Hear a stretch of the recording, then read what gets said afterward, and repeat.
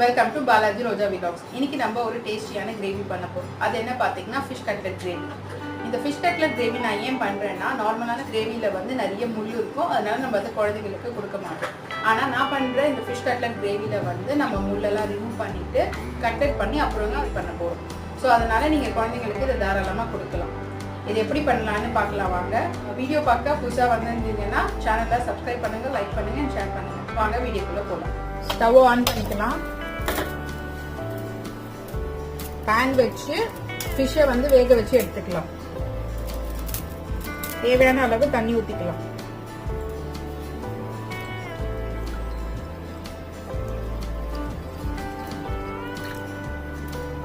மஞ்சள் தூள் கொஞ்சம் போட்டுக்கலாம். கனகத்தாள் மீன் வந்து ஒரு 6 மீன் எடுத்திருக்கேன். இப்போ நான் தண்ணி நல்லா கொச்சுன்னு இருக்கு, இதில் போட்டுடலாம். தண்ணி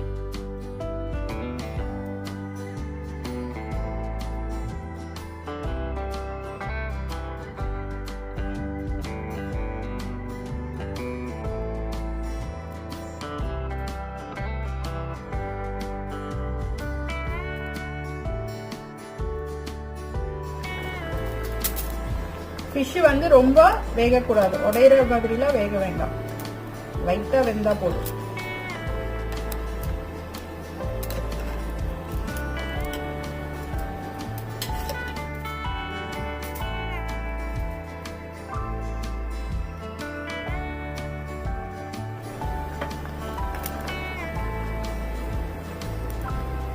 நம்ம ஃபிஷ்ஷை வேக வச்சு எடுத்துட்டு வந்திருக்கோம். இப்போ வந்து இதை முள் இல்லாம கிளீன் பண்ணி எடுத்துட்டு வரலாம்.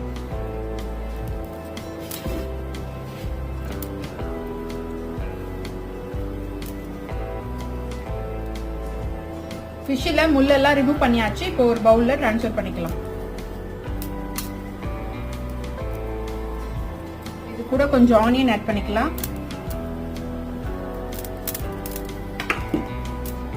கொஞ்சம் கொத்தமல்லி, ஃபிஷ் மசாலா கொஞ்சம் ஆட் பண்ணிக்கலாம்.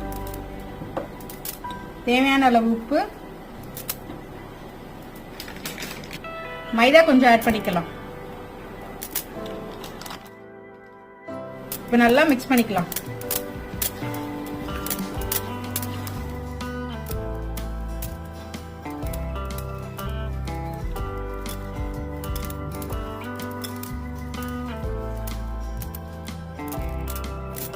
இப்போ இது வந்து நம்மளுக்கு தேவையான ஷேப்ல வந்து இதை ஷேப் பண்ணிக்கணும்.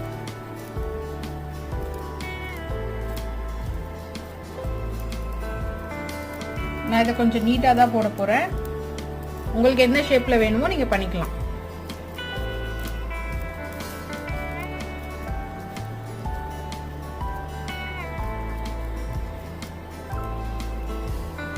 பாருங்க,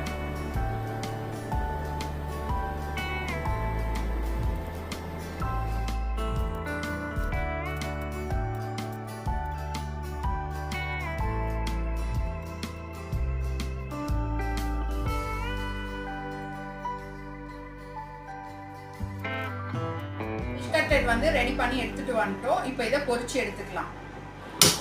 ஸ்டவ் ஆன் பண்ணிட்டு கடாய் வச்சுட்டு சூடானோடனே எண்ணெய் ஊற்றிக்கலாம். ஃபிஷ் கட்லெட் பொரிச்சு எடுத்துக்கிற அளவுக்கு எண்ணெய் ஊற்றிக்கலாம். எண்ணெய் நல்லா சூடாயிடுச்சு. இப்போ இதை பொரிச்சு எடுத்துக்கலாம்.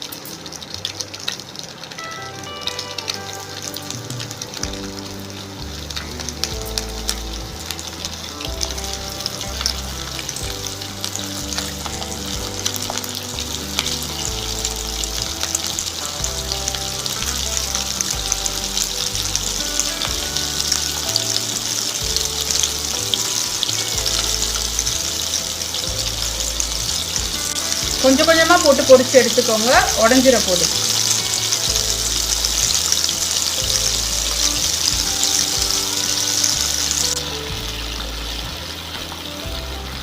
ஒரு சைட் நல்லா ஃப்ரை ஆயிடுச்சு, இன்னொரு சைட் திருப்பிக்கலாம்.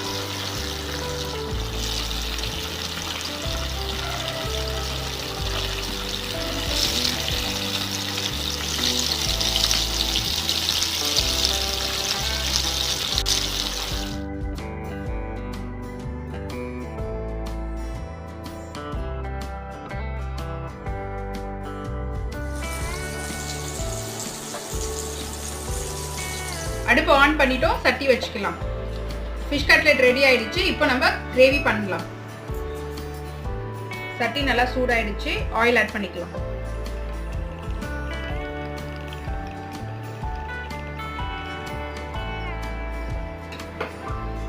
டீஸ்பூன் கடுகு போட்டுக்கலாம். 1 டீஸ்பூன் ஜீரகம். பூண்டு ஆட் பண்ணிக்கலாம். ஒரு 10 ல இருந்து 15 பூண்டு. கருவேப்பிலை. இப்போ நான் வந்து ஒரு 3 பச்சை மிளகாய் எடுத்து வச்சுட்டு அதை ஆட் பண்ணிக்கலாம்.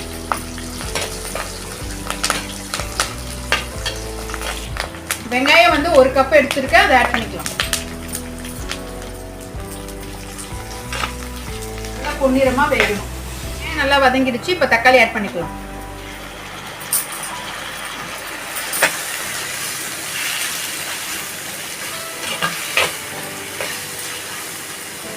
இப்போ கிரேவிக்கு தேவையான மசாலா ஐட்டம்ஸ் வந்து ஆட் பண்ணிக்கலாம். காரத்தை பொறுத்து நீங்க ஆட் பண்ணிக்கோங்க. 2 ல இருந்து 3 டீஸ்பூன் கிட்ட ஆட் பண்ணிக்கலாம்.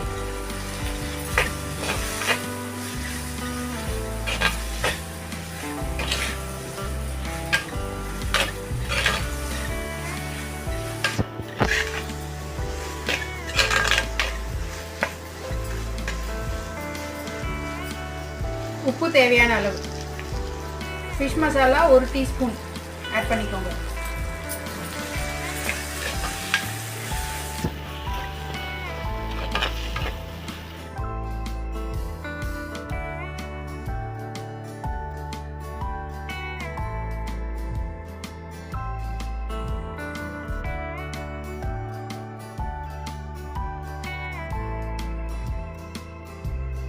இப்போ இந்த ஸ்டேஜ்ல புளி ஆட் பண்ணிக்கலாம். நான் வந்து இப்போ 1 கப் புளி கரைசல் எடுத்து வச்சிருக்கேன். இதை ஆட் பண்ணிக்கலாம்.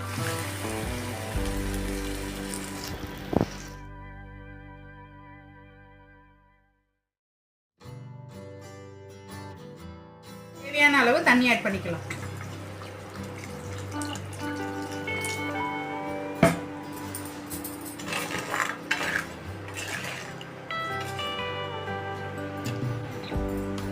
குழம்பு நல்லா கொதிச்சிடுச்சு. இப்போ நம்ம ரெடி பண்ணி வச்ச ஃபிஷ் கட்லெட்டை ஆட் பண்ணிக்கலாம்.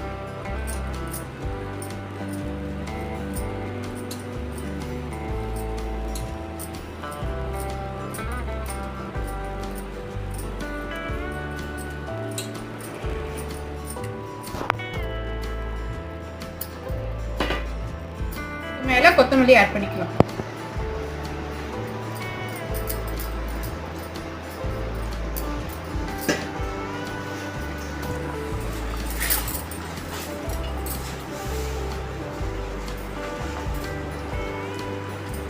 இப்போ ஒரு 5 மினிட்ஸ் கிட்ட இதை நல்லா மூடி போட்டு வேக வச்சுக்கணும்.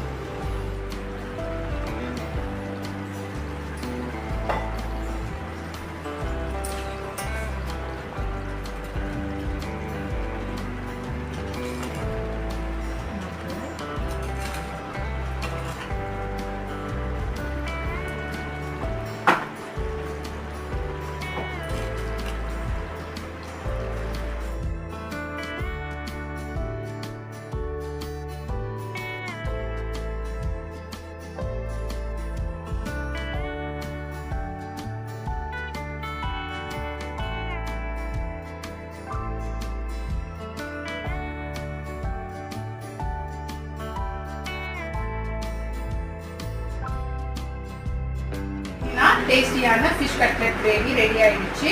இது உங்கள் வீட்டில் ட்ரை பண்ணி பாருங்கள். ட்ரை பண்ணி பார்த்துட்டு உங்கள் கமெண்ட் பாக்ஸில் சொல்லுங்கள். தேங்க்ஸ் ஃபார் வாட்சிங். நெக்ஸ்ட் வீடியோவில் சந்திக்கலாம். தேங்க்யூ. Bye by.